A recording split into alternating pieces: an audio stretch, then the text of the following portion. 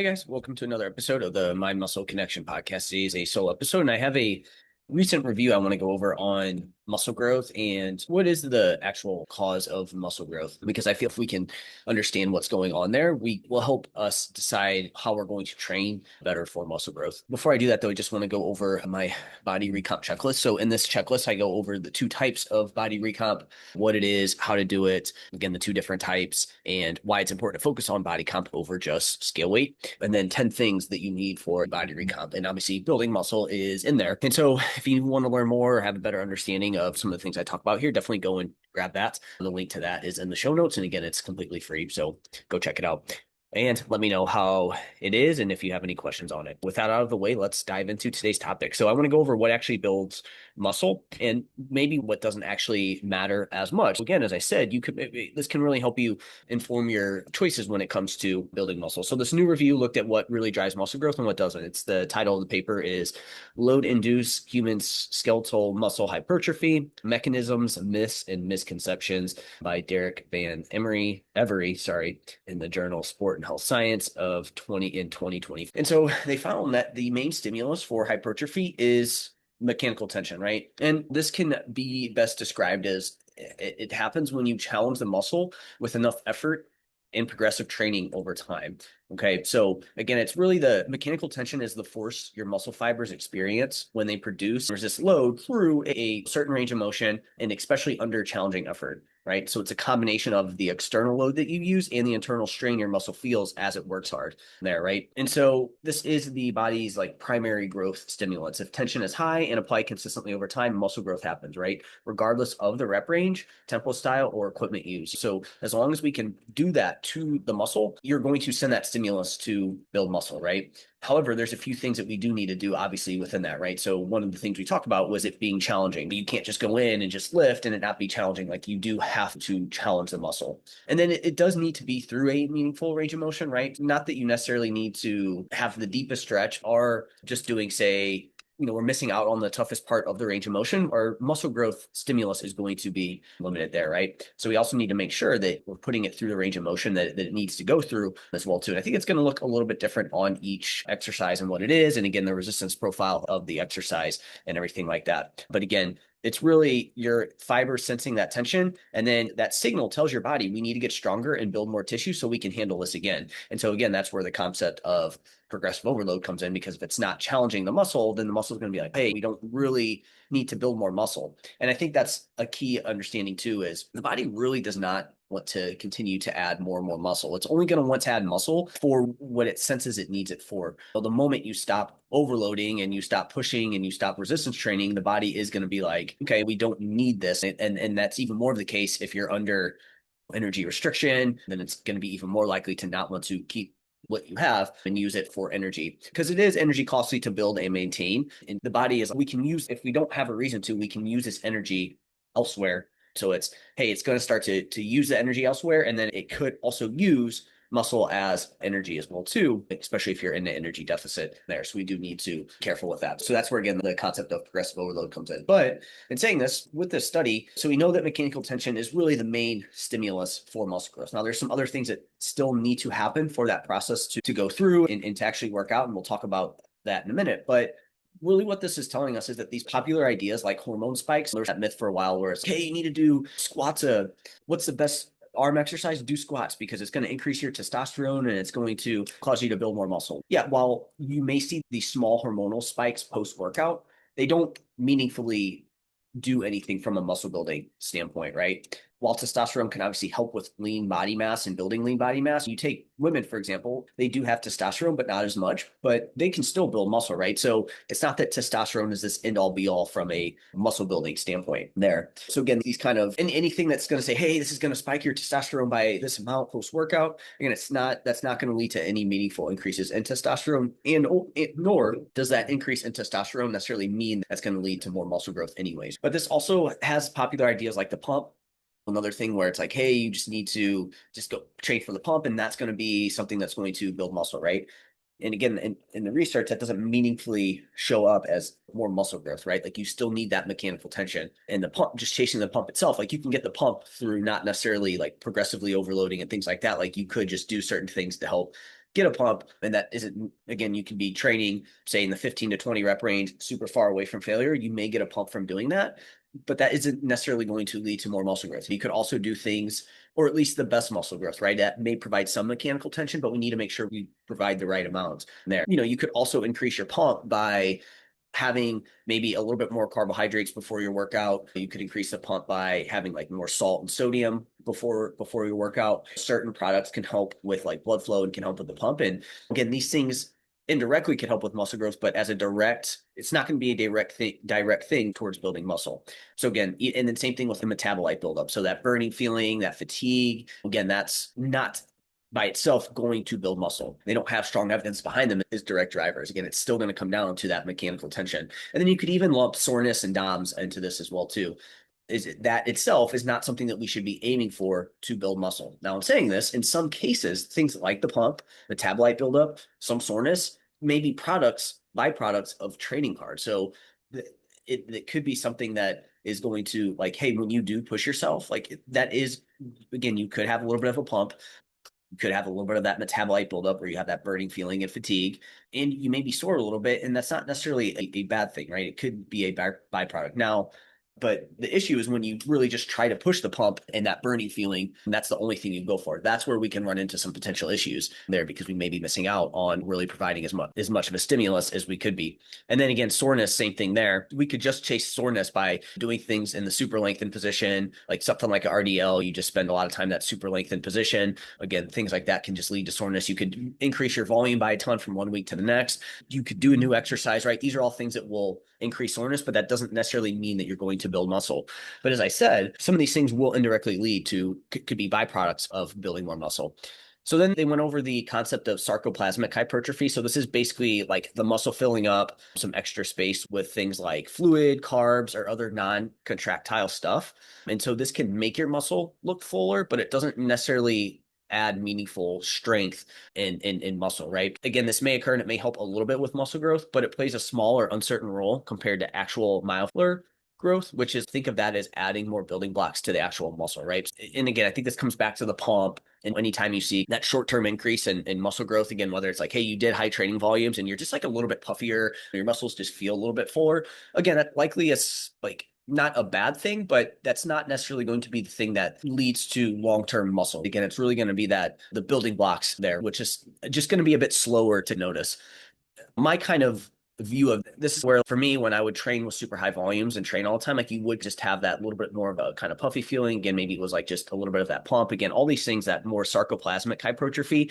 And then the moment you lay off or you need to take a rest day or you don't train as often, that tends to go down a little bit. And then you're like, oh crap, I'm losing muscle. So it's almost not fake, but it is something that you need to be careful with because it can definitely lead you down that path of, oh no, I'm losing a bunch of muscle. And again, maybe it's just more of, again, the things in that extra space there, like the fluid and everything like that could be going on with that. And again, really the true muscle growth, the actual myofibrillar growth, again, the building blocks, that's going to take some time to build through the things that we've already talked about. So let's just, again, go over some things that they found too around building muscle. And again, just some of my thoughts around this. Training that creates enough mechanical tension, right? So this is going to be the main driver. So what is going to be that? It's going to be enough effort. So we need to have enough effort. Like you have to challenge the muscle to make sure that it sends that stimulus to build more muscle, which again is going to lead to progressive overload over time. AKA easy training isn't going to change your body. Just getting to the gym, super important. That's good. But that is not going to really drive muscle growth long term. Like you do need to have challenging training. Now here's the thing. People hear that and they think they just need to go in and now they start lifting and they feel like they're working super hard and things are just really heavy, but then they have terrible technique and again, form breaks down as their set goes on. And that's not necessarily what we're trying to get at. Yes, you need to push yourself and you need to get uncomfortable, but you also need to make sure that, I think the hard part with building muscle, training to build muscle, you need to push yourself, but it needs to be in a way that you really work through that discomfort and really focus on having at least still some good technique and pushing through that discomfort there. That to me, that has always been the most challenging part of building muscle is when it gets super hard, can you continue to maintain that technique that's going to apply the most tension to your target muscle? Because a lot of times when people get deep into sets, they work hard But then again, their form will really start to break down because like, hey, I need to train hard until they associate that with that's what they need to do. So I think when it comes to building muscle, it is a little bit of a skill and it will take some time to get to that point to be able to push to that point, but then also to, again, like I said, maintain and push through that discomfort there. Again, do you need to do that every single time you train? No, I don't think you need to do it every single time, but you definitely need to be doing it at some periods of time and probably more often than not on most lifts. Obviously, something like a back squat, you probably don't necessarily want to grind through some reps. Things that are going to provide stability for you, you're definitely going to have to do that a bit more. And so that leads it to the second point is you need to reach a challenging effort level close to failure. Spend more time 0 to 3 reps away from failure. But again, the problem is most people are further away than they think when they do this. A lot of people think they're 1 rep away. Really, they probably had 3, 4 reps in the take. And here's the thing, you can still build muscle further away from this. So if you're training 5 reps away from failure, you are going to still likely build a little bit of muscle, especially as long as you're continuing to progress over time. But it's definitely going to be a lot slower. And as you build more muscle, you're more likely going to be maintaining versus actually building more. So obviously, if you first get in, you start training, you haven't done any training, 5 reps in reserve is certainly going to build muscle for you. But again, as you start to build more and more, it's like you're likely just now going in and just maintaining, which isn't a bad thing. We definitely don't want to go backwards. But if you're spending that time in the gym and it simply comes down to, hey, you could probably push yourself another couple 2 to 3 reps on each set. To me, that's something that I would be I'd be wanting to do. It's going to be a lot better on my return on investment than just going in, doing 5, 6 reps away from failure and being closer to maintaining, maybe building just a tiny bit of muscle, which again is just going to show up as it taking longer to build and could be a little bit discouraging. Just again, considering that building muscle it's already a very brutally slow process. And if we're not pushing ourselves enough, it's just going to take even longer. And that's where it can get demotivating and discouraging for people. But as I said, the key thing to keep in mind here with reaching a challenging effort level is it's that interesting, like you have to just be careful with you're not just lifting with poor technique, right? Where now you're doing a set and you're doing a shoulder press and you come up and then you just let the weight fall down. So yeah, you're pushing yourself and it's hard, but we're not providing the right stimulus either. So again, yes, it needs to be hard, but we also have to I actually did an episode on this a couple weeks ago on the 3 things I look for in each set. And the 3 things are going to be, 1, we need the right execution and technique for that lift. Okay. So making sure that we're doing it to where we're placing the tension on the target muscle, right? Again, that's going to look different for each exercise and what exercise it is, but we do need to make sure that is correct. And here's the thing, you don't necessarily have to have picture perfect technique throughout the entire set, but we can't sway too far, especially at the beginning. I think as you get closer and closer to failure, there can be a little deviation from time to time on that. So you need to have technique and execution. Second, we need to have the right tempo of training. We can't just, again, like I said, let's take that shoulder press one, for example, where we're pressing up and then we just let the weight fall down. We need to have some sort of control. We need to resist that weight on the way down. And again, you don't need to go super, super slow with it, but you do need to control it on the way down. So making sure we do that. So that's the second thing we need. We need to make sure we have the correct tempo. And then third is going to be, we need to make sure we're training with enough intensity. Okay. So those first 2 things have to still be there, but then we also need to have enough intensity in the set. Like I said, we could stay anywhere from 0 to 3 reps from failure. If you're training a bicep curl or a machine-based arm exercise, you're probably going to lean closer to 0 to 1 reps in reserve, right? You're going to go close to failure. You're training more of a back squat, we're probably going to be closer to 2 to 3 reps away from failure, with the understanding that something like a back squat is probably going to feel just mentally and physically tougher. And so you do need to watch that and understand that you may think you're at 2 to 3 reps in reserve, but really it's 4 to 5. So maybe you can just push a little bit more there. So just keep that in mind as well too. And what I find is people are typically missing at least one of those 3 things in their set. They can have really good technique, which usually if you have really good technique, your tempo is probably good, but then they miss out on the intensity side of things. They stay 5, 6, 7 reps away from failure. Again, you'll build some muscle, but you're likely not going to be, you could build muscle a bit faster and be more efficient with your time and effective. Or the other is push themselves hard, but then execution, technique, and tempo are not there. We need to make sure that if we're also training hard, those other 2 need to be there as well. And like I said, it's a skill. It takes some time and we want to build up to this, but just understand that if you're missing any of these, we can still get more out of training. The downside with training super hard without having the execution and the tempo is one, it's a higher injury risk, higher risk of burnout. And again, you're wasting a lot of energy and you're accumulating a lot of fatigue for not a lot of return on investment. So again, that's where it leads to the burnout and people spinning their wheels there. So the other thing that they said you need is progressive overload across weeks and months. So you don't need to progress every single session, but over time you do need to do more. That's going to send that signal to the body. Okay, hey, this is more than what we did previously. So we need to make sure that we are building more muscle to account for this increase in demand. But over time, you have to do more. This doesn't mean that every single time you go in, you need to add weight or you need to do more reps, because I've also seen that now get to the point to where if we take back my three things there that you need in the set, obviously you're going to have the intensity side of things there if you're always adding weight, always adding reps. But then we start to lose out on the execution and the technique side of things. And then people lean a bit more on the, now they're pushing it and not seeing the results that they want to see. A little bit more burnout, injuries start to creep up. I've definitely been there with this concept of progressive overload, where it's I need to increase every single week, and if I don't, it was a waste of a session. And then by week 5, 6 of a training cycle, as my joints started hurting, it's like I need to deload. Whereas I could probably nip that in the bud by listening to my body a bit and definitely pushing it, but also making sure that I don't go too far.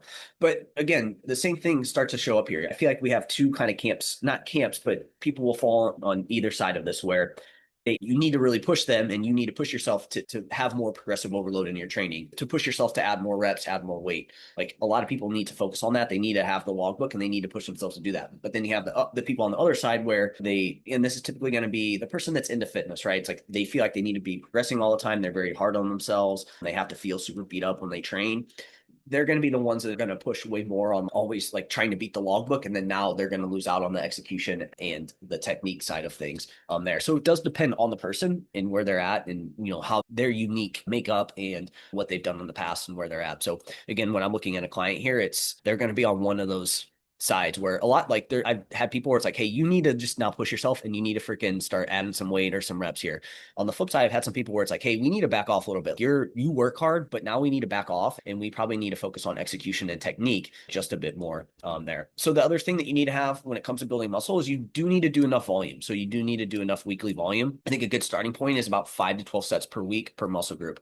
So again, I've gone over this a lot as well too. If you just do one set a week, you're likely not going to build any muscle. Will you lose some muscle over time? You'll maybe not. If you do really take it to failure every time for one set a week, maybe you're good to go. But again, that's not going to continue to add more muscle after a certain point. So we need to make sure we have enough volume as well too. And like I said, I think 5 to 12 sets per week per muscle group is a good starting point and a place that most people should probably be once they nail those three things that I talked about. Go back to those three things. If somebody has great technique and great tempo, but they're not pushing their training, they're going to have to do a lot more volume to make up for that lack of intensity. You take someone who they push super hard, but they don't have good technique and good tempo. Again, they probably are going to end up feeling like they need to do a lot more sets to make up for that lack of proper stimulus and execution there. Or they may feel like they can barely do anything and they're super under recovered with that. But I think we need to fall within that 5 to 12 sets per week per muscle group for most muscle groups. And then we can change that over time. But my main goal would be to dial in those first three things. And I think you'll fall within this range. And then over time, we can adjust. But it is important to do enough, but that doesn't mean you necessarily need to do more and more. I've made this point multiple times, but I really feel like people need to do, if you want to absolutely maximize muscle growth, which at the end of the day, most people think they do, but most people don't really want to do that. Again, if you're a professional bodybuilder or you have high physique aspirations, or again, you compete, whether it's professionally or just as an amateur, you're probably going to be someone that's going to want to push this a little bit. But I do feel like the goal, I don't want to say the goal because that's not the right way to say it, but if you want to continue to build muscle and have as much muscle as possible, you probably want to push towards doing as many high quality sets as you can. The problem is most people run into a time bottleneck or a recovery bottleneck before they can even get to that point anyways. So we need to look at that. But again, 5 to 12 sets per week per muscle group is probably a good point, especially if we're doing those three things that I talked about. And then again, they mentioned this, but good enough technique and targeting muscles through proper execution. So again, we talked about this. You could train super hard, but if the execution and the technique's not there, it's going to be you're not going to do as well from a muscle building standpoint. So we do need to make sure our technique and execution's there, and that's going to allow us to have that mechanical tension on the target muscle. But we also need adequate recovery, sleep, and nutrition to support growth. You could have those three things in your set, and you could be doing all these things. You could be doing enough volume, but if we don't have enough recovery, we're not sleeping very well, and from a nutrition standpoint, we just wing it and we eat like a child, you'll have the stimulus nailed down, which is the most important. You need to do that. You can't eat your way, you can't recover your way, you can't sleep your way to more muscle. So you do need to have that stimulus, but we also need to make sure these things are in check, because then we will be limiting muscle growth to an extent if we are not at least getting a C in all these. If we're getting under a C, you're definitely going to hurt muscle growth. If you're depending on where you're currently at, that's probably going to be good enough, especially if the stimulus is strong enough. But eventually, if you want to continue to go, you're going to need to get closer to a B and A to continue to build more and more muscle. And that's what I'm saying, where for people that their sole goal is to build as much muscle as possible, they're going to have to these and have it at A. It's easier for them to hit an A because they can put more time to it. Whereas you take someone who's 30 plus, has a kid, has kids, family, full-time job, other social life responsibilities, they may only be able to get their recovery and sleep and nutrition and everything up to a B potentially, and for some maybe even a C. And I've definitely seen Ds as well too, and Fs with that. But again, just understand that, because it really does, like this side of things, just it's boring, and it really have to be intentional with this side of things. With where I'm at in my life, with having our first child a year ago, I probably was close to a B or an A on a lot of these recovery and sleep and stuff like that. Now I'm probably between a C and a B from a sleep and recovery standpoint. There's definitely things I could be doing better. I feel it in my training, which in turn, now I'm not able to provide as good of a stimulus as regular or as much of that stimulus. And I do think that it impacts muscle growth at least a little bit there. So just keep that in mind. So we do need to make sure that we have this in check. Again, sleeping, having good circadian rhythm habits, sleeping 7 to 8 hours. You don't need to sleep 12 hours a day. We just need to make sure, I think for most people when it comes to sleep and that side of recovery things, again, really looking at your circadian rhythm and what you do throughout the day leading up to sleep, your light environment, like those things are super important, and you tend to overlook, and people just look at, oh, I'm not sleeping 9 hours a night, I'm completely screwed. And then now they're stressed about sleep, and now their sleep's worse there. When it comes to nutrition, we're looking at, hey, let's get at least enough protein. You don't need to have 4 grams per pound of body weight of protein, but you do want to make sure you get enough. And then I think from a overall fueling standpoint, spending more time outside of a deficit is definitely going to be helpful. This is dependent on body fat levels, but spending more time outside of a deficit is going to help there. And then adequate recovery to me would be these things that we talk about: stress management, watching overall stress load on your body, but it's also programming. Like, what does your programming look like? If you train, you have 14 sessions a week and you go 0 RIR, and then you also don't necessarily sleep the great, now you're running into it. It's a programming thing. You're under recovered and you need to watch that. What else do you do outside of training? Do you have some sort of cardiovascular fitness training in there? Again, I think that's important. It can help with recovery and can help building muscle, but you have to be smart with your programming. And then the last thing is they talk about staying consistent long-term, right? So growth slows down with experience, but it still happens. Once you build your initial little bit of muscle, after that, you really, like, all these things you have to be dialed in even more on these things. And so I think what this tells us is we need to find training strategies that keep you consistent over the long term. So if you're doing a training program, or the way you're training and the way you're going about things doesn't allow you to stay consistent over the long term, you're going to struggle, unfortunately. So we do need to make sure that we find strategies that are going to help us build muscle, and we just have to understand it's super slow. And as you build more and more muscle, it gets slower and slower. And so this does come back to this is where, like, being in a deficit does start to be a little bit more important. As you build more muscle and you get leaner, now it is more important that you eat enough to make sure that you build more muscle on there. Some of my thoughts. So to me, this just reinforces how I've been training myself and clients, spending more time in that 5 to 15 rep range. Why? One, this really allows you to train heavy enough.